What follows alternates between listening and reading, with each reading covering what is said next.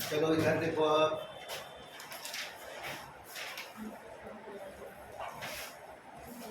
अपवर्तन का दूसरा नियम है ना, अपवर्तनांक का सूत्र पढ़ते गए और कहाँ से शुरू किए थे, म्यू बराबर साइन आई बटे साइन आर। ठीक, क्या क्या सूत्र मिला था कल याद आया?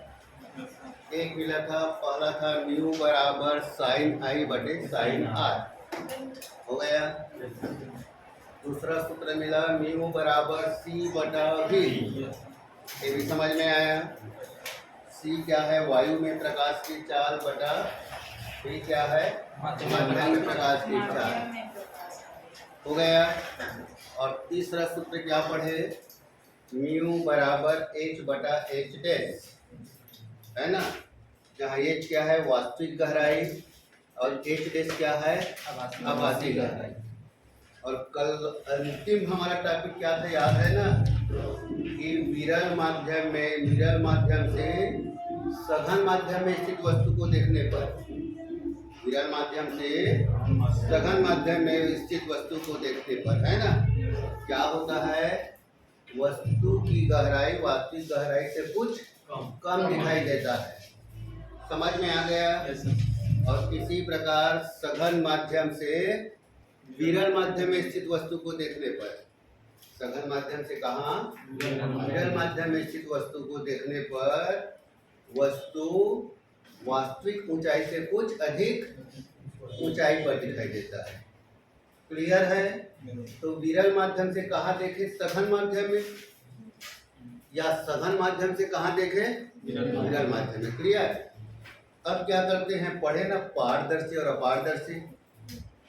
क्लियर है? तो हम विरल माध्यम से विरल माध्यम में स्थित वस्तु को देखेंगे कब? जब उसके बीच में क्या रख दिया जाता है? कोई सघन माध्यम रख दिया जाता है जो पारदर्शी, जैसे यहाँ पे दिखाई दिया ना, ये देख, है ना, ये क्या दिखाई दे रहा है? ये है ना, यहाँ पे दिखाई दे रहा है, लिखा हुआ है, इसको क्या करना है? पढ़ना है। और बीच में क्या रख दिया गया? कांच का गुटका। क्या रख दिया गया? कांच का। समझ में आ गए ना?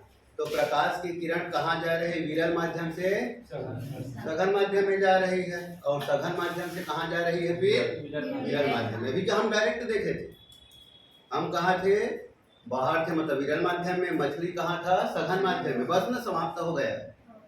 या क्या था? मछली कहाँ थी? सघन माध्यम में। मछली कहाँ देख रही है? विरल माध्यम में देख रही है। अब क्या बताया गया? कहाँ है वस्तु? विरल माध्यम में। देखने वाला क्या है? विरल माध्यम में। बीच में क्या गया? सघन माध्यम। समझ में आ गया? तो इसके लिए सूत्र होता है, क्या होता है? चौथा सूत्र लिखा, जो भी क्रमांक होगा, d बराबर h1 minus 1 by mu. d बराबर h1 माइनस 1 बाई म्यू। हो गया क्लियर? अब d क्या है? उस कांच की मोटाई है। समझ में आ गया? सब क्या, इसको लिख लो।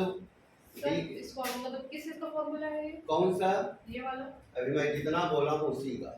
क्या बोला हूँ बता? विरल माध्यम से सघन माध्यम में जाएगा, उसके बाद फिर विरल माध्यम। हाँ, मैं क्या बताया? एक छोटा सा उदाहरण है ना। यदि क्या करते हैं, हम किसी पुस्तक को पढ़ना है और उसके बीच में क्या रख दिया गया है? कांच का गुटका।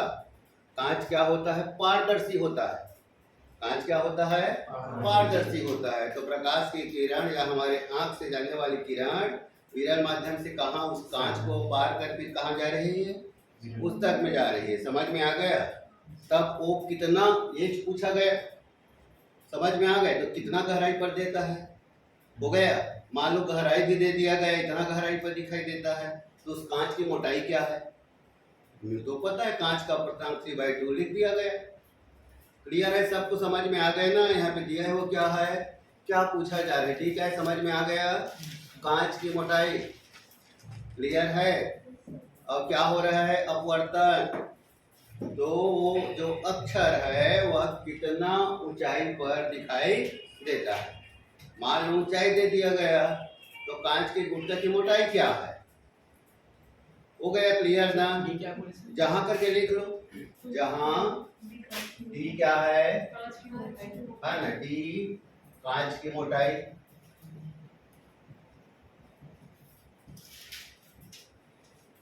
और एच क्या है समझ में आ गया ना।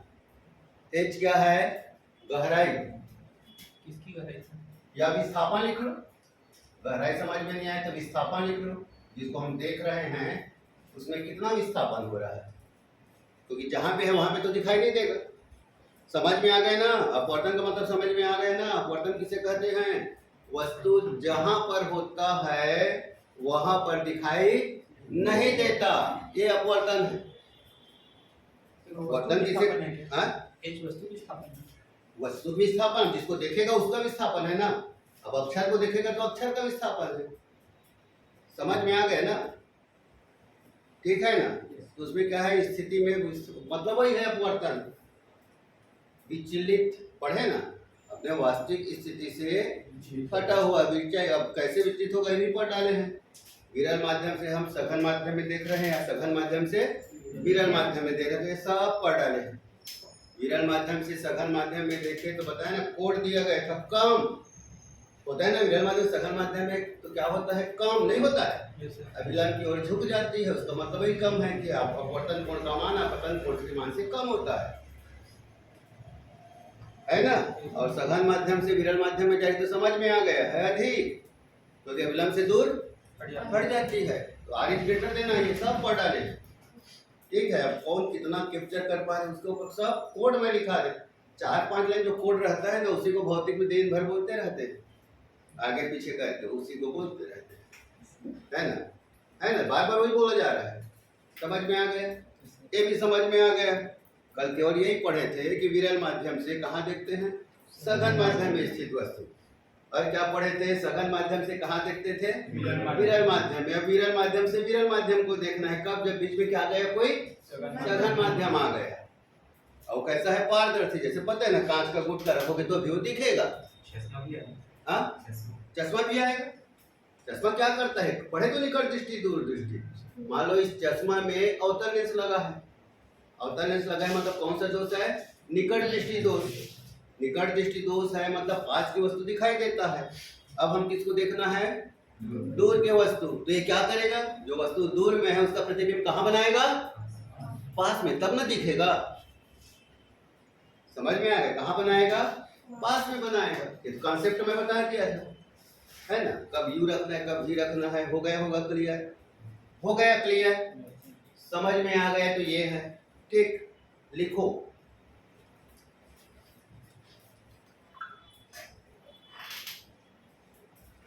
एक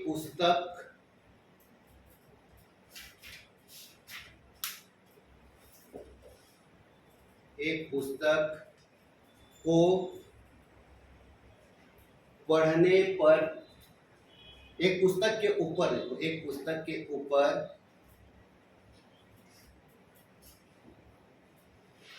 हो गया 10 सेंटीमीटर मोटाई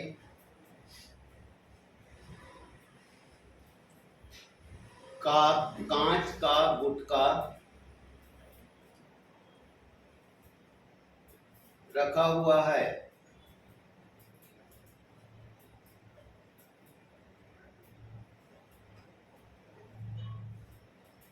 पढ़ने वाले को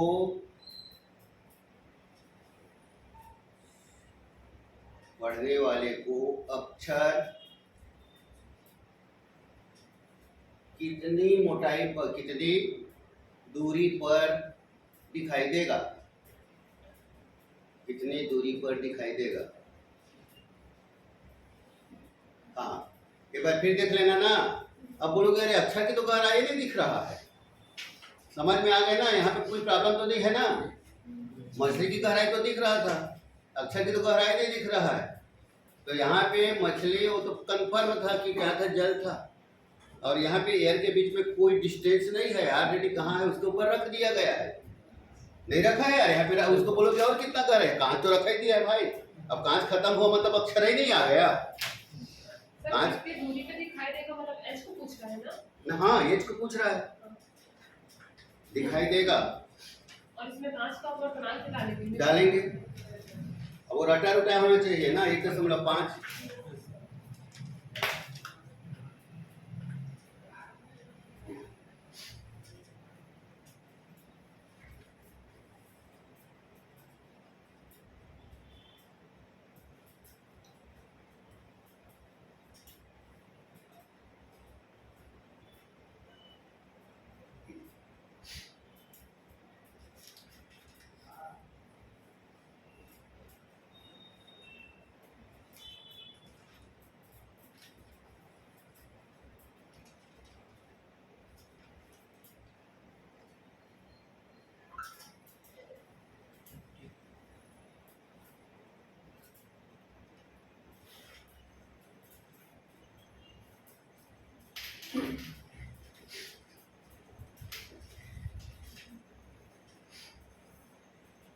आ गया? Yes sir. कितना आया? 30 सेंटीमीटर। 30 सेंटीमीटर। 3.33, ठीक है ना? अब वो देखेंगे अब, तो ये जो गलत आएगा ना वो भौतिक का दोष नहीं है, तो किसका दोष है? हाँ, गणित का दोष है ना। ठीक, देखो मान रख रहे हैं ना, d बराबर कितना दिया है? 10 बराबर a ग्रेड 1/1.5 या 10 बराबर h a ग्रेड 10/15। अब इसी को और क्या कर दिया गया? 2/1 हो गया। 10 बराबर h हो गया, लघुत्तम निकालेंगे तो नीचे आ जाएगा 3 ग्रेड 2 हो गया, या 10 बराबर h/3 या h बराबर 30 सेंटीमीटर हो गया। समझ में आ गया ना? है ना? माने जहां पे है वहां पे दिखाई नहीं देगा, जहां पे है वहां पे दिखाई नहीं देगा। ये क्या हो रहा है? अपवर्तन हो रहा है। क्लियर है सबको?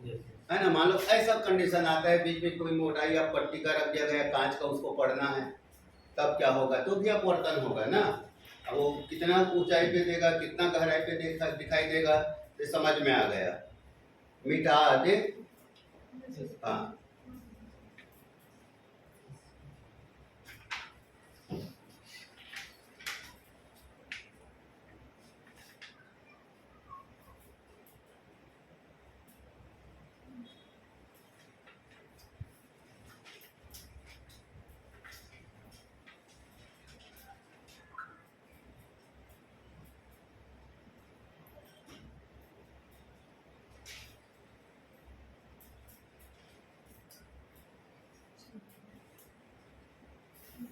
ठीक है ना?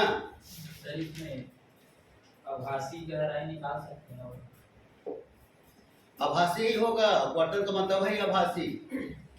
ये जो निकला है वो वास्तविक है। वास्तविक कहाँ? आभासी। अपवर्तन जहाँ पे हो रहा है वहां पे वास्तविक होगा ही नहीं। नहीं है समझ में? क्योंकि वास्तविक स्थिति से हमेशा हटा हुआ, या तो पास दिखेगा या दूर दिखेगा। अपवर्तन का मतलब वही होता है। और यहाँ पे रियल में क्या आ गया? ले तो बता, तो 10 भी है रियल। समझ में आ गया ना? क्लियर है ना? कितना मोटा है, तो वही तो डिस्टेंस बन गया ऑलरेडी। लेकिन वहां पे वो दिखाई नहीं देता। कहाँ पे दिखाई देता है? 30 सेंटीमीटर। क्लियर है ना? मिटा दो।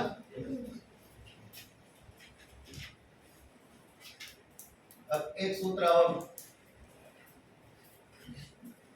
ठीक ठीक चल रहा है ना? कल आए थे ना सब, तो ठीक चल रहा होगा। पता ना, जितना मैं यहाँ से बोलता हूँ तो उसको पकड़ लिया करो थोड़ा थोड़ा। ठीक, अगला क्या सूत्र आया? म्यू बराबर 1/sin c बराबर 1/sin c। समझ में आ गया? तो वो उसका सूत्र तो उसका क्वेश्चन नहीं है। v बराबर sin i बटा sin r का क्वेश्चन एंगल है वो ऑलरेडी। इतना कोण बनाते हुए अपवर्तित होती है। समझ में आ गया? और इतना कोण बनाते हुए वो अपवर्तित हो जाती है। आई आर तो मान रखना, बस हो गया। ठीक है, ठीक है। अब एक सूत्र आया म्यू बराबर 1/sin c। इसके लिए अपन को क्या पढ़ना पड़ेगा? पूर्ण आंतरिक परावर्तन। पूर्ण आंतरिक परावर्तन। समझ में आ गया? पूर्ण आंतरिक परावर्तन किसे कहते हैं? तो कोड में लिखेंगे तो अब क्या होगा? अपवर्तित न होकर क्या हो जाता है? परावर्तित हो जाता है ना? अपवर्तित न होकर परावर्तित हो जाना, ये क्या कहलाता है? पूर्ण आंतरिक परावर्तन। जो प्रकाश की किरणें कहाँ जाती है? एक माध्यम से दूसरे माध्यम में जाती है, तो अपवर्तित न होकर क्या हो जाती है? परावर्तित हो जाती है। तब यह घटना क्या कहलाता है? पूर्ण आंतरिक परावर्तन। क्लियर है ना? इतना कोड पर्याप्त है ना? सर है ना? जब प्रकाश की किरण एक माध्यम से दूसरे माध्यम में जाती तो अभी तक पढ़े थे अपवर्तन। तो यदि अपवर्तित न होकर क्या हो जाती है? परावर्तित हो जाती है, तब वो क्या कहलाता है? पूर्ण आंतरिक। अब ऐसा कब होता है? ऐसा कब होता है? तो शर्तें। पहला, कब होगा ये ऐसा? तो प्रकाश की किरण कहाँ? सघन माध्यम से, सघन माध्यम से कहाँ जाती है? विरल माध्यम में जाती है। सघन माध्यम से विरल माध्यम में जाती है। क्लियर है? कंडीशन कब होता है पूर्ण आंतरिक परावर्तन? प्रकाश की किरणें कहाँ जाती है? सघन माध्यम से विरल माध्यम में जाती है। हो गया?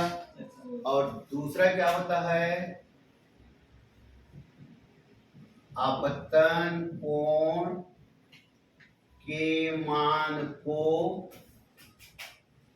क्रांतिक कोण, क्रिटिकल एंगल ना, और इसी को यहाँ पे सी लिख दिया, तब यहाँ पे दिखेगा जो सी है वो क्या है? क्रांतिक कोण। हो गया? अपतन कोण के मान को क्रांतिक कोण के मान से अधिक होना चाहिए।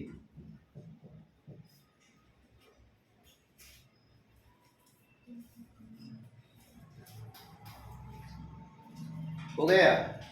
अब क्या हो गया? फिर क्या गया? क्रांतिक कोण। क्या हो गया? क्रांतिक कोण तो दिखाई दे रहा है कि क्रांतिक कोण जब आपतन कोण का मान किसके बराबर होता है? समझ में आ गया? तो क्या होता है? किरणें अपवर्तित न होकर क्या हो जाता है?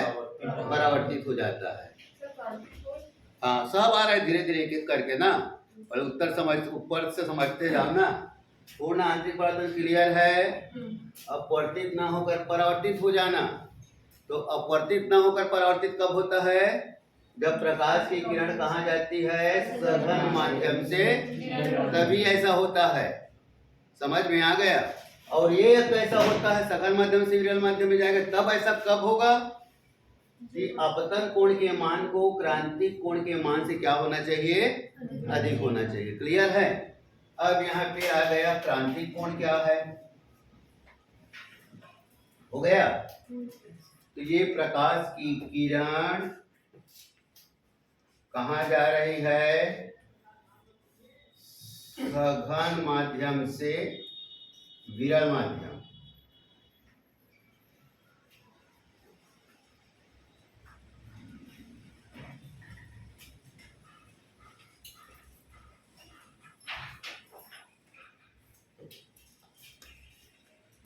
समझ में आ गया? ये आई है और ये क्या है? आर। दिख रहा है ना? प्रकाश की किरण जब सघन माध्यम से विरल माध्यम में जाती है तो किरण अविलंब से दूर हट जाती है। दिख रहा है ना? तब क्या होता है? आर का मान आई के मान से क्या होता है? ज्यादा होता है। क्लियर है? अब क्या करेंगे? हम आई के मान को बढ़ाएंगे तो आर का मान क्या होगा? और बढ़ता जाएगा, बढ़ेगा ना? आई के मान को बढ़ाएंगे तो आर का मान भी बढ़ता जाएगा। एक स्थिति ऐसी आएगी कि आई के एक विशेष मान पर आर का मान हो जाएगा 90 अंश। आर का मान क्या हो जाएगा? 90 अंश। तो किरणें अपवर्त, ये तो यहाँ तक आ जाएगा, ये दिख रहा है ना? ये किधर बढ़ेगा? ये किधर बढ़ेगा? जैसे ये कितना हो गया? यहाँ पे आएगा तो 90 अंश। तो किरणें अपवर्तित ना होकर क्या हो जाएगी? परावर्तित हो जाएगी। समझ में आ गया? क्लियर है? क्या क्लियर है? क्रांतिक कोण क्या है? समझ में आ गया कि यदि R इक्वल टू 90, यदि R इक्वल टू 90 तो I equal to C, I equal to C। अपवर्तन कोण का मान कितना हो जाता है 90, मतलब आपतन कोण के उस मान को क्रांतिक कोण कहते हैं जिसके लिए अपवर्तन कोण का मान कितना हो जाता है 90 हो जाता है। समझ में आ गया है ना? अब हो गया क्लियर। यदि r बराबर 90 तो i बराबर c। क्लियर? सर तो क्रांतिक कोण से अधिक बोल रहे हैं। हाँ, तो जैसे ही बराबर हुआ उसके बाद तो अधिक ही होगा ना। उसका बराबर हुआ तो उसके बाद तो अधिक ही हो गया। वो तो पॉइंट है ना, किसी पॉइंट को देना है। ठीक, तो किरणें अपवर्तित ना होकर क्या हो जाएगा बराबर। हो गया क्लियर है। अब ये सूत्र कहाँ से आया? तो सूत्र अपने को पास पता है ना, स्नेल का नियम। म्यू बराबर क्या है आई बटा साइन आर। हो गया। ये सूत्र कब होता है पता है ना? या यहाँ पे मान रख दो। अब ये सूत्र कब है? म्यू बराबर साइन आई बटे साइन आर, जब प्रकाश की किरण कहाँ जाती है? विरल माध्यम से सघन माध्यम में जाती है। क्लियर है? ये सूत्र किसका है? जब प्रकाश की किरण कहाँ जाती है? तो यहाँ पे मैं ऐसा कोड डाल दिया है ए म्यू जी। समझ में आ गया? तब साइन आई बटे साइन आ रहा है। हो गया। फिर इसी को यहाँ पे क्या हो रहा है? प्रकाश की किरण कहाँ जा रही है? सघन माध्यम से कहाँ जा रही है? विरल माध्यम में। सघन माध्यम से कहाँ जा रही है? विरल माध्यम में। तो इसको क्या लिखा? जी म्यू ए बराबर आर बटा साइन आई। ए उल्टा हो गया तो ए भी उल्टा हो गया। समझ में आ गया? अब क्या दिखाई दे रहा है? पूर्ण आंतरिक परिवर्तन शर्तें। क्या है शर्तें? समझ में आ गया कि यदि r बराबर 90 तो i बराबर c, इसलिए g म्यू a बराबर साइन 90 बटा sine c। Sine 90 equal to 1, इसलिए g म्यू a बराबर 1 बाई साइन c। लिखा है म्यू बराबर 1 बाई साइन c। समझ में आ गया? ये भी वहीं से अपवर्तन सूत्र ही है, लिख दिया गया यहाँ पे म्यू बराबर 1 बाई सी। यहाँ पे पूर्ण आंतरिक परावर्तन क्रिया के लिए शर्तें कन्फर्म है कि प्रकाश की किरण कहाँ जाएगी? सघन माध्यम से विरल माध्यम में। और जैसे ही आपतन कोण का मान या है ना क्रांतिक कोण के बराबर होगा तो किरणें अपवर्तित न होकर परावर्तित हो जाएगा। और वो भी आपतन कोण का मान क्रांतिक कोण के बराबर कब होगा? जब अपवर्तन कोण का मान कितना हो जाएगा? 90 अंश हो जाएगा। ठीक है, ये पढ़ रहे थे पूर्ण आंतरिक परावर्तन के लिए। ठीक,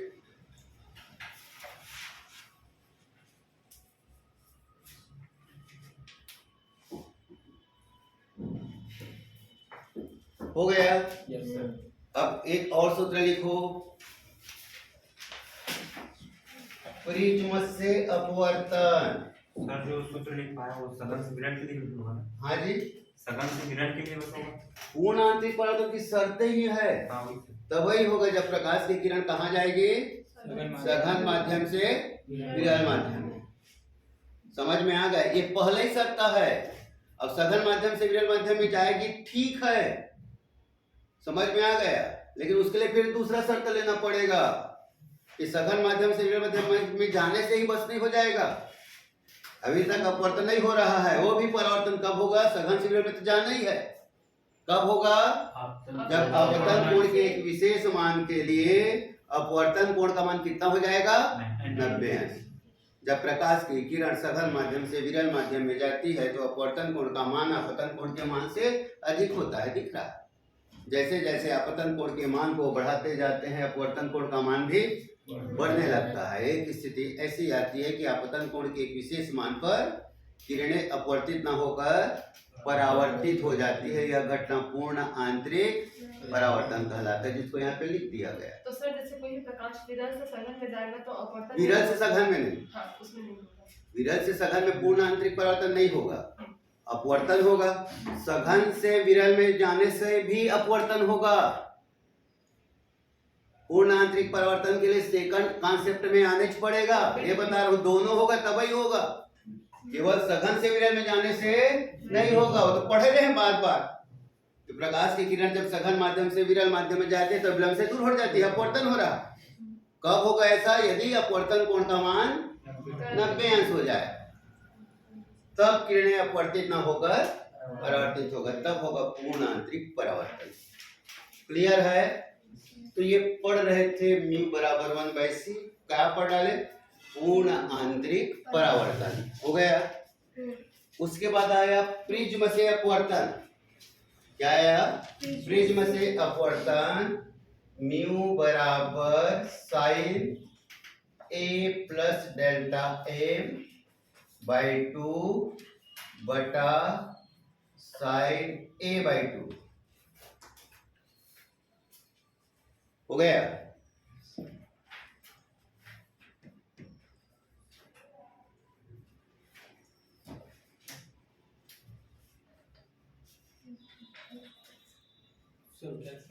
डेल्टा एम विचलन कोण,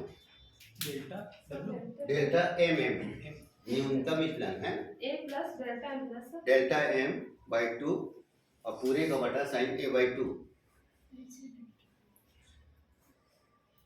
हो गया। ठीक है। अब प्रकाश की किरण फिर कहाँ जा रहा है? एक माध्यम से दूसरे माध्यम में। कौन से माध्यम? विरल माध्यम से सघन माध्यम में। प्रिज्म में आपतित हो रही, कहाँ पतित हो रही है? तो भी वहां पे अपवर्तन होता है, बस वहां पे उस अपवर्तन को क्या दे दिया गया? विचलन दिया गया। विचलन, विचलन तो हो ही रहा है, अपवर्तन तो हो ही रहा है, लेकिन जो कोण बन रहा है वो क्या कहलाता है? विचलन कोण कहलाता है। कौन सा कोण कहलाता है? विचलन कोण। समझ में आ गया? यहाँ पे जो विचलन कोण बनता है ना, अभी तक आपतन कोण कहाँ बना? आपतन कोण कहाँ बना? समझ में आ गया? अभिलंब और अपतित किरण के बीच में। अपवर्तन कोण कहाँ बना? अभिलंब और अपवर्तित किरण के बीच में। विचलन कोण कहाँ बनता है? आपतित किरण और निर्गत किरण के बीच में। आपतित किरण और निर्गत किरण में। तो आपतित किरण का माध्यम भी वायु होता है और निर्गत किरण का भी माध्यम क्या होता है? वायु ही होता है। समझ में आ गया? इनके बीच जो कोण बनता है वो क्या कहलाता है? विचलन कोण कहलाता है। समझ में आ गया? तो ये म्यू बराबर sine A plus del M by 2। Clear? A क्या कहलाता है? प्रिज्म का कोण। ए क्या कहलाता है? प्रिज्म का कोण। क्लियर है? प्रिज्म का कोण किसे कहते हैं? दो अपवर्तक फलकों के बीच बनने वाले कोण को प्रिज्म का कोण कहते हैं। दो अपवर्तक फलकों के बीच में बनने वाले कोण को क्या कहते हैं? प्रिज्म का कोण।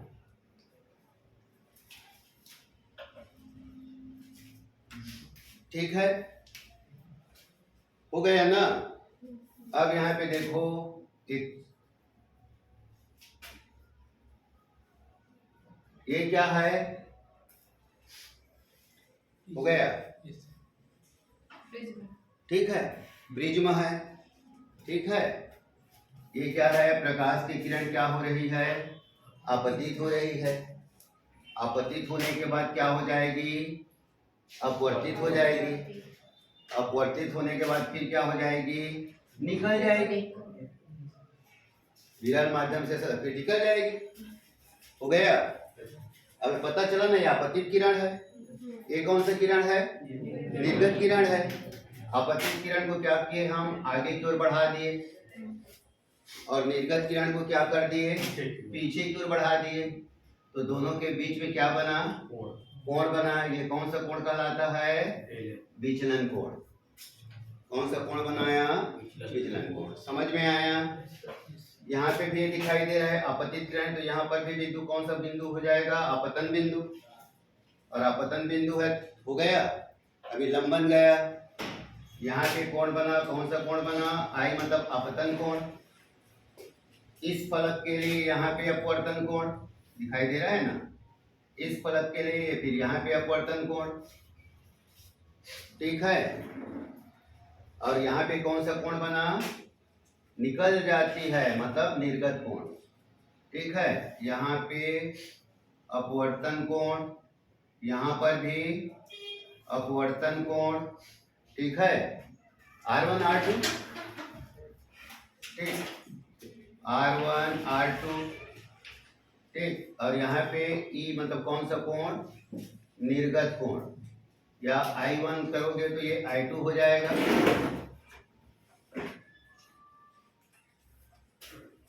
ये दिखाई दे रहा है यहाँ पे क्या बना, ए क्या कहलाता है, प्रिज्म का कोण। दो अपवर्तित किरण जिस बिंदु पर मिलते हैं वहां पे जो कोण बनता है वो क्या कहलाता है, अपवर्तन कोण कहलाता है। हो गया। तो कौन सा लाइन, वो आई के ऊपर में ये वाला, हाँ ये तो अपतन बिंदु है ना। अपतित किरण कहाँ गया, विरल माध्यम से। सघन माध्यम जिस बिंदु में अपतित किरण अपतित होता है उस बिंदु को अपतन बिंदु कहते हैं, और अपतन बिंदु से खींची जाने वाली रेखा को अभिलंब कहते हैं। अब यहाँ से जब कंफर्म होना चाहिए, जब यहाँ पे अपतन कोण बना है, कौन सा कोण बना है, और ये पता है अपतित किरण है, तो समझ जाना चाहिए ये अभिलंब है ना। इसी प्रकार यहाँ पे दिखाई दे रहा है, इस फलक के लिए ये अपतित किरण है, ये समझ में आ गया। तो प्रिज्म से 90 डिग्री है ना वो, कौन सा, वो अभिलंब के पीछे हुआ है। हाँ 90 डिग्री विलंब मतलब समझ जाना है। I90 नहीं है ना, नहीं, ये हाँ, सब आइडिया समझ में आ गया ना? अभिलंब हाँ। उसके प्रिज्म से। हो गया। Yes. तो ये आया म्यू बराबर sine A plus del M by two sine A by two. Del m बराबर क्या, कोई तो बताया, डेल मतलब विचलन कोण, विचलन कोण। हाँ, एम है कंडीशन है, मिनिमम न्यूनतम विचलन कोण है ना, न्यूनतम विचलन कोण। न्यूनतम विचलन की स्थिति में क्या हो जाता है, एक I1 I2 दिख रहा है ना, R1 R2 दिख रहा है ना। न्यूनतम विचलन स्थिति कब होता है, या डेल बराबर डेल्टा एम कब होता है, जब I1 बराबर I2 बराबर I और R1 बराबर R2 बराबर R। समझ में आ गया। मतलब न्यूनतम विचलन की स्थिति में, विचलन की स्थिति में I1 बराबर I2 बराबर I, इसका मतलब क्या है, अपतन कोण और निर्गत कोण दोनों क्या होते हैं, बराबर होते हैं। समझ में आ गया। और R1 बराबर R2, उस स्थिति में डेल बराबर क्या हो जाता है, डेल्टा है, ठीक है।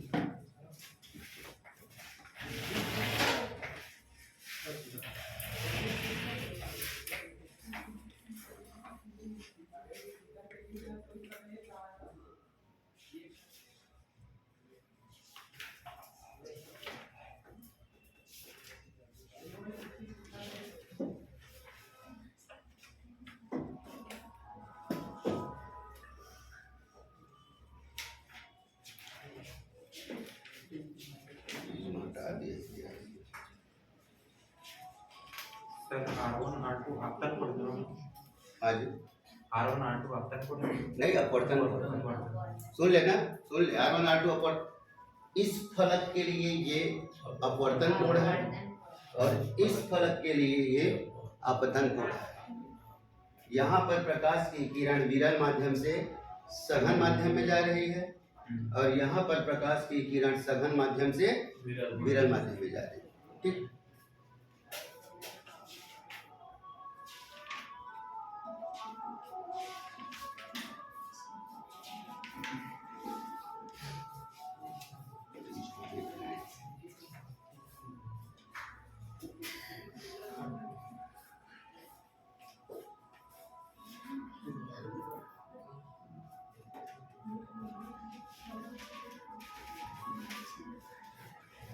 तो अपतन कोण कहाँ से है?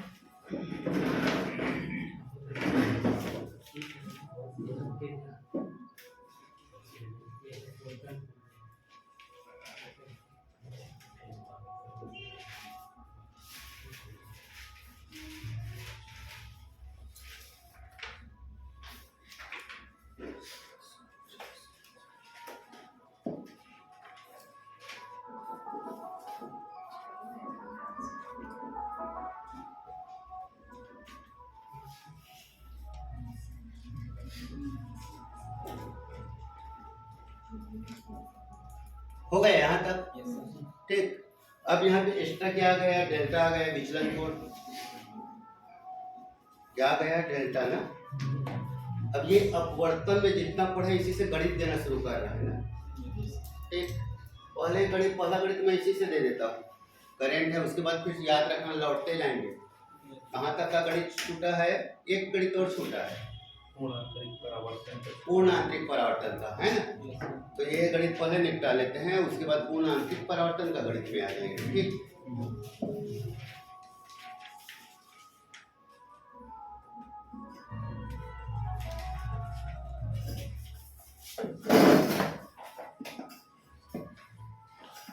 कांच के समबाहु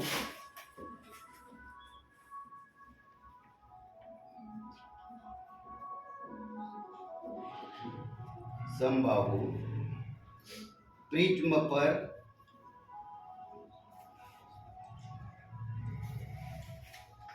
आपतित किरण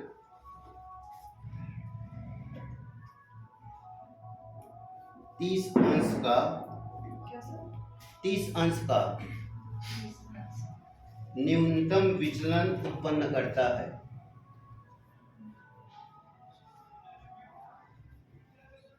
थोड़ा सा बढ़ा रहा हूं ना, नहीं बनेगा तो कोई टेंशन मत पाना ना। पहले सबको म्यू निकालना है, लेकिन मैं म्यू नहीं पूछ रहा हूं ना। हो गया? न्यूनतम विचलन उत्पन्न करता है। हो गया? Yes sir. प्रिज्म में प्रकाश की चाल ज्ञात कीजिए। में प्रकाश की चाल ज्ञात कीजिए।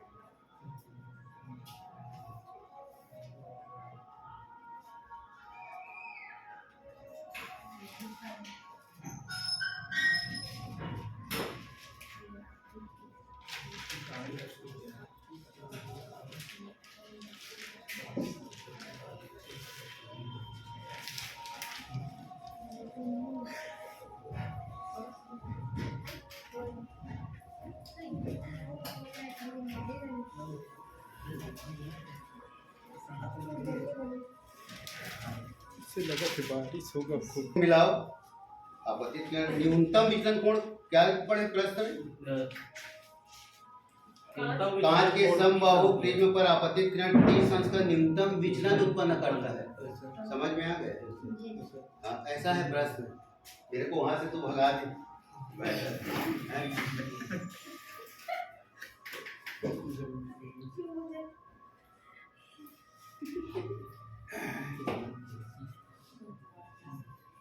दो गुणा 10 की घात 8 मीटर प्रति सेकंड लगभग। हाँ ठीक। और बना रहे सर।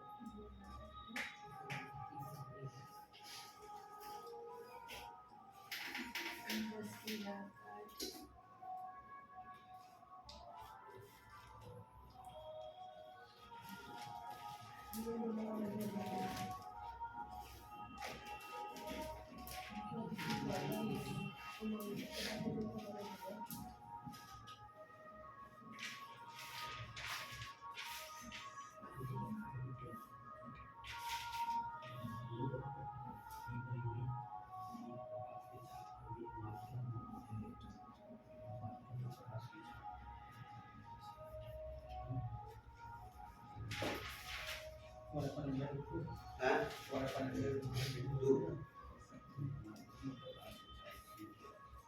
प्रकाश की चाल मानक के रूप में कैसे है? प्रकाश की चाल को 10 लगातार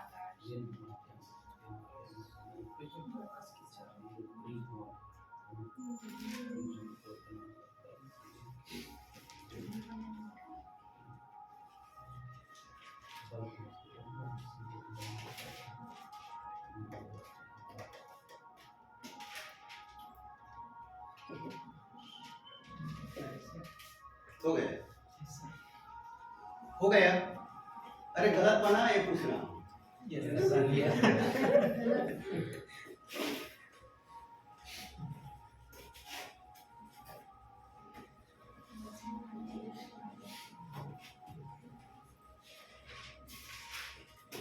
भौतिक का नियम है ना, पहले प्रश्न तो कठिन लगेगा लेकिन बनने के बाद बहुत सरल लगता है। देखे ना, बाद में वही लगता है पछताते होंगे यार इतना सरल है ना। इसलिए मैं बार बार बोलते है ना, बोला जाता है कि क्वेश्चन को किस में रखना है, कलेक्शन में रखना है। ठीक हो गया, चलो ध्यान से पढ़ो कोई। कांच के एक समबाहु प्रिज्म पर हाँ, अब सुन लो, समबाहु दिया है, समझ में आ गए। और यहाँ पे हम क्या बनाए थे, प्रिज्म बनाए थे। तो प्रिज्म के अंदर 3 कोण बना था और त्रिभुज के तीनों कोणों का योग 180 अंश होता है। तो एक कोण का मान कितना होगा, 60 अंश। तो a का मान दिया है a बराबर 60। देखो यहाँ तक पहुँच पाए। हाँ वेरी गुड, है ना। यहाँ पे पता चला कि a का मान कितना है, 60 अंश। क्लियर। हाँ फिर आपतित किरण 30 अंश का न्यूनतम विचलन उत्पन्न करती है। ये विचलन का मान भी दे दिया 30 अंश। अब बन जाना चाहिए। ठीक, और क्या पूछा है, माध्यम में प्रकाश की चाल। तो ये क्या है, v बराबर क्या। क्लियर है यहाँ तक, ठीक है। अब लेकिन v बराबर अपने पास सूत्र क्या आ रहा है, c बराबर म्यू बराबर c बटा v। यहाँ पे अपन को v निकालने के लिए किसकी आवश्यकता पड़ेगी, म्यू का। c भी दिया है, जहाँ c बराबर 3 गुणे 10 का घात 8 मीटर पर सेकंड, c भी दिया है। तो ये पता चला, अपने को v निकालने के लिए क्या निकालना पड़ेगा, म्यू निकालना पड़ेगा। क्लियर। और म्यू कहाँ से निकलेगा, तो सूत्र दिख रहा है। हो गया क्लियर ना। अब क्या होगा, म्यू बराबर साइन a का मान है ना 60 धन 30 बटा 2 बटा साइन 60 बटा 2 बराबर साइन 90 बटा 2 बराबर साइन 30, फिर बराबर साइन 45 बटा साइन 30। हो गया। फिर कितना है यहाँ, म्यू बराबर साइन 45 का मान होता है 1/√2। हो गया। और साइन 30 का मान होता है 1/2। 2 कहाँ चला गया, 2/√2। फिर 2 को और क्या लिख सकते हैं, √2 इंटू √2। नीचे आया √2, एक कटा। ठीक है। फिर क्या गया, म्यू बराबर √2। ये मान आ गया, इसका मान है अपर्तनांक म्यू का ना। ठीक, बराबर 1.41। ये म्यू निकल गया। ठीक है। फिर क्या हुआ, P बराबर C बटा म्यू बराबर 3 गुणे 10 का घात 8 बटा 1.41 बराबर 300 बटा 141 गुणे 10 का घात 8। क्लियर है, दशमलव हटा दिए। अब 141 दो बार जाएगा, p बराबर 282, 141 दूनी 282। क्लियर है। अब 282 300 में 282 घटाए तो कितना बच गया, 18। 18 कितना हो गया है, 180। कितने बार जाएगा, एक बार जाएगा। ठीक है। 180 में कितना घटाए, 141, तो बचा 39। 39 में क्या करेंगे, फिर उसको 390 बनाओगे और 390 बनाओगे तो फिर 2 ही बार जाएगा। समझ में आ गया। 2.12 गुणे 10 का घात 8 मीटर पर सेकेंड। समझ में आ गया? ठीक, एक साथ 3 प्रश्न दिया, समबाहु लिखा तो इसी बहाने समझ में आ गया होगा कि प्रिज्म में दिखाए 3 कोण दिखाई दे रहा है, त्रिभुज है, तीनों कोणों का 100 योग 180 अंश होता है, इसलिए एक कोण का मान क्या हो जाएगा 60 अंश। एक बार फिर इसको जानने का अवसर मिला, समझ में आ गया। फिर क्या पता चला अपने को, पूछा क्या है, भी पूछा है, तो फिर एक बार अपने को पता चला कि म्यू बराबर क्या होता है, सी बटा पी होता है। और भी निकालने के लिए फिर किसकी आवश्यकता होगी, म्यू की आवश्यकता होगी, तब हम यहाँ पे पहुंचेंगे। ठीक, नहीं तो ढूंढते रह जाओगे। ठीक है, क्लियर है सबको, समझ में आ गया है ना?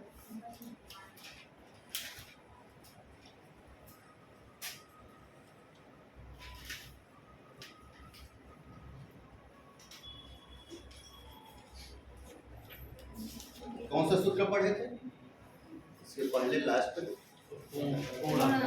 पूर्णांतरिक परिवर्तन।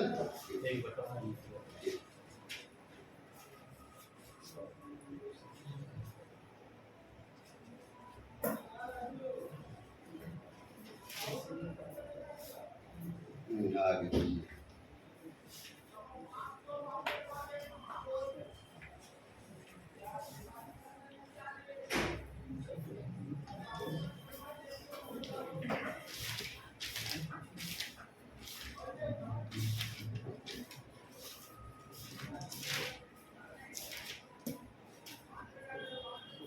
बोले, लिखो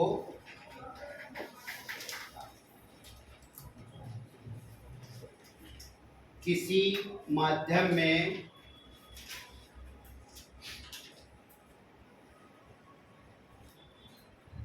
प्रकाश का वेग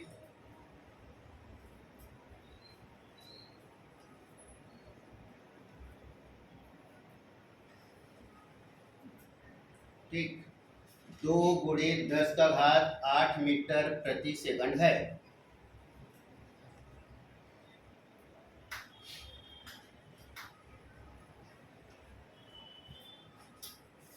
ठीक, अब ये बताना पड़ेगा 2 गुणे 10 का घात 8 याद है, मैं छोड़ के देख रहा हूँ ना, याद प्रश्न है मेरा ये। 2 गुणे 10 का घात 8 पर तो समझ में आ गया कि माध्यम क्या है। अब पता नहीं होगा तो प्रश्न में कांच जोड़ो, समझ में आ गया भाई, जानने के लिए दिया गया, प्रश्न में लिखा है, मैं प्रश्न बोल रहा हूँ तो कांच को छोड़ रहा हूँ, पता चल जाना चाहिए कि माध्यम क्या है, कांच है। तो किसी माध्यम के सामने ब्रैकेट में कांच लिख सकते हो, नहीं तो बाद में भूल जाओगे। हो गया, क्रांतिक कोण का मान ज्ञात कीजिए। क्रांतिक कोण का मान ज्ञात कीजिए।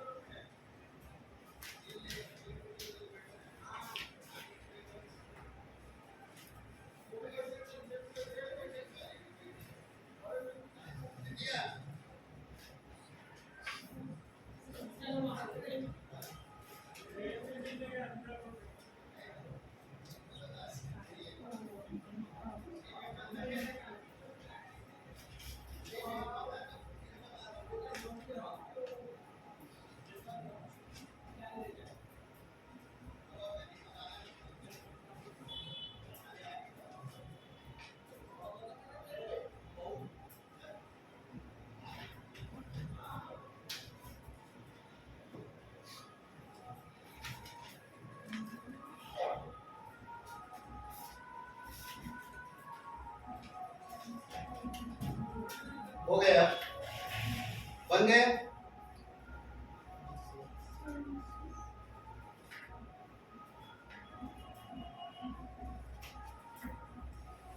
ठीक है,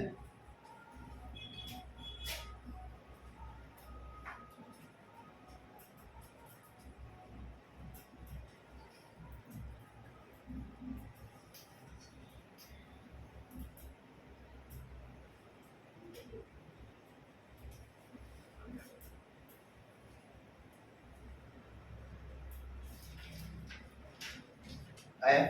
हाँ चलो देखो, ठीक। अब यहाँ पे क्या पूछा है, सी पूछा है, और अपने पास सूत्र है म्यू बराबर सी बटा वी। म्यू बराबर क्या है, सी बटा वी है। क्लियर है। अब यदि हम चाहेंगे तो म्यू का मान यहाँ पे रखेंगे, लेकिन रखना नहीं है ना, क्योंकि बदल दिया मान लो 2 गुणी 10 का घात 8 को। समझ में आ गया अपने को, तो पता चलेगा कि कांच है तो इसका अपवर्तनांक म्यू का मान 1.5 आएगा। मान लो जो v का मान दिया है ना, तो उसको बदल दे। अभी तो आंख बंद के यहाँ पे म्यू का मान निकाल सकते हो। म्यू बराबर 1/c, सुनते जाना ना, म्यू बराबर 1/sin c। क्लियर है। तो sin c बराबर 1/म्यू, म्यू का मान 1.5 एक बार में रख सकते हो। क्लियर है। कब अब दिया है तो पता है तब ना कि कांच का अपवर्तनांक कितना होता है, और कांच का अपवर्तनांक इतना कब होता है, जब वह माध्यम में प्रकाश के चार्ज 2 गुणी 10 का घात 8 होता है, तब ना आएगा वो। और मान लो उसको 2 को बदल दिया गया, 2.5 गुणित लिख दिया गया। 2.5 लिखने से क्या हो जाएगा, अपवर्तनांक का मान क्या हो जाएगा, बदल जाएगा। तो हमेशा सबसे पहले यहाँ पे क्या निकाले, म्यू निकाले। जब आश्वस्त हो गए तो डायरेक्ट मान रख दिए, फिर sin c का मान निकल गया।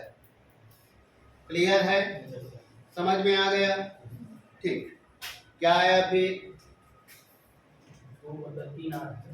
ठीक, कितना आया, म्यू बराबर, वो तो आएगा उतना ही, 3 गुणी 10 का घात 8 बटा 2 गुणी 10 का घात 8 बराबर म्यू बराबर 3/2। म्यू बराबर कितना है, 3/2। ठीक, और यहाँ पे आया sin c बराबर 1.5 हो गया। बराबर कितना आया, 1/1.5। ठीक, अब ये मान पता ही नहीं किसी को, अपने चार्ट में ऐसा कोई मान नहीं दिया गया है, तब इसको क्या करेंगे, c को साइन इनवर्स में लिखेंगे 1/1.5, ये आंसर। ठीक, यदि दिया गया है मान, जैसे यहाँ पे कई बार में क्या आ जाता है, म्यू का √2 आ जाता है, मान लो क्या आ जाता है, √2 आ जाता है, तो क्या हो जाता है, sin c बराबर 1/√2। अरे कई बार में लिख देते c = 45। क्लियर है सबको। जब मान असमान आता है, जो अपने चार्ट से नहीं मिलता, ठीक है, उस कंडीशन में ये अपना आंसर रहेगा। और भी याद रखना, मान लो 4 ऑप्शन में ऐसा दिया गया है, ऐसा आ रहा है, और उस कंडीशन में 30, 45, 60 दिया है ना, तो देख लेना वो मान है कि नहीं है। समझ में आ गया होगा। ऐसा 2/3 आ रहा है, उसका उत्तर समझ में आ गया। और हमारा चार्ट में 2/3 किसी का साइन का मान नहीं है, ये कहने का मतलब। ठीक, अब नहीं है तब उसको किस में लिखना है, इनवर्स में लिखना है। हो गया, हो गए। तो ये समझ में आ गया, बहुत कठिन नहीं था। ठीक है, लेकिन वही बताया ना, हड़बड़ी हो सकता है 4 विकल्प दिया रहता तो आसपास पहुंच जाते, है ना। ठीक, लेकिन अपने को एक ही बार में विकल्प में नहीं आता। अक्सर होता है कब पता है ना, जब प्रश्न पूछते हो एक दूसरे से, भौतिक का तो कोई नहीं पूछता 4 विकल्प बता बोल के, समझ में आ गया। बाकी दूसरे विषय के यदि कोई पूछ दे प्रश्न क्या है, तो तुरंत क्या बोलता है पता, तो 4 विकल्प बता, लुगड़ू ही लाके लगाऊंगा। समझ में आ गया, इसमें नहीं पूछते, यही है। ठीक, क्योंकि इसमें काम ही नहीं आता। ठीक है, आज का प्राय ये समाप्त हो गया। अपवर्तन, पट प्रिज्म से अपवर्तन, लेंस से अपवर्तन, ठीक, आयताकार कांच के गुटके से अपवर्तन। ठीक है, छोटा सा कॉन्सेप्ट और लेके इसको क्लियर कर देता हूँ, समाप्त कर रहा हूँ। अपवर्तन,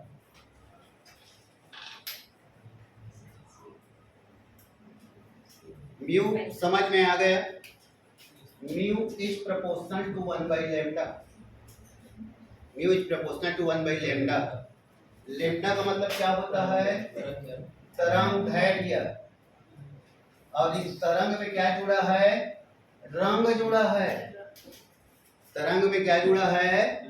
रंग जुड़ा है। मतलब तरंग दैर्ध्य रंग को बताता है। समझ में आ गए? तरंग दैर्ध्य किसको बताता है? रंग को बताता है। क्लियर है? Mu is proportional to 1 by lambda. जिसका तरंग दैर्ध्य अधिक होता है उसका अपवर्तनांक कम होता है। जिसका तरंग दैर्ध्य अधिक होता है उसका अपवर्तनांक कम होता है। क्लियर है? लाल रंग का तरंग दैर्ध्य क्या होता है? अधिक। तो अपवर्तनांक क्या होगा? अपवर्तनांक कम। क्लियर है? दूसरा क्या होता है समझ में आ गया? बैंगनी रंग का अपवर्तनांक या तरंग दैर्ध्य कम। कम तो अपवर्तनांक क्या होगा? अधिक। समझ में आ गया? Mu is proportional to 1 by lambda.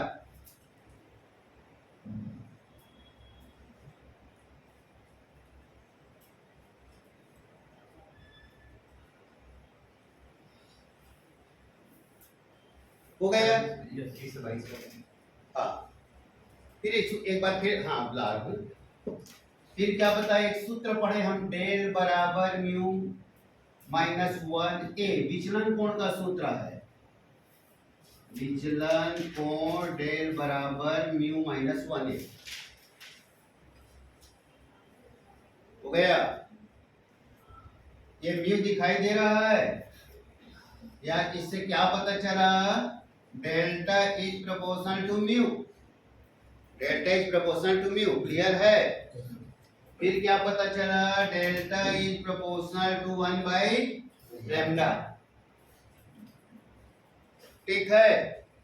ठीक है? कैसे दिख रहा है सूत्र? डेल बराबर म्यू माइनस 1 है। ऊपर ऊपर रहता है तो प्रोपोर्शनल टू होता है। तो डेल्टा इज प्रोपोर्शनल टू क्या है? Mu. Delta is proportional to क्या हो गया? 1 बाई, क्योंकि म्यू इज प्रोपोर्शनल टू क्या है? 1 बाई लैम्डा। सुन डाले? क्या पता चला? जिस रंग का अपवर्तनांक अधिक होता है उसका विचलन अधिक होता है। दिखाई दे रहा है? उसका विचलन अधिक होता है। हो गया? या यहाँ पे आ जाओ। जिस रंग का तरंग दैर्ध्य अधिक होता है उसका विचलन कम होता है। इसलिए खतरे का सिग्नल लाल रंग का होता है। इसलिए खतरे का सिग्नल क्या होता है? लाल रंग का अपवर्तनांक अधिक होता है, लाल रंग का अपवर्तनांक कम होता है। क्लियर? या लाल रंग का तरंग दैर्ध्य सबसे अधिक होता है। समझ में आ गया? लाल रंग का तरंग दैर्ध्य अधिक होने के कारण उसका विचलन कोण का मान क्या होगा? कम होता है। समझ में आ गया? फिर विचलन को और कहां समझेंगे हम? स्कैटरिंग से। प्रकाश का प्रकीर्णन, फैल जाना, I is proportional to 1 by lambda power 4। समझ में आ गया? प्रकाश पढ़े ना? प्रकाश प्रकीर्णन पढ़े? I is proportional to lambda की पावर 4। प्रकाश, सूर्य से आने वाली प्रकाश की किरण कहाँ पहुंचती है? वायुमंडल में। वायुमंडल में क्या पाए जाते हैं? धूल के कण। वो आने वाले प्रकाश को क्या कर देता है? स्कैटरिंग, फैला देता है। कि कैसे फैलाता है वो डिपेंड करता है उसके तरंग दैर्ध्य के ऊपर।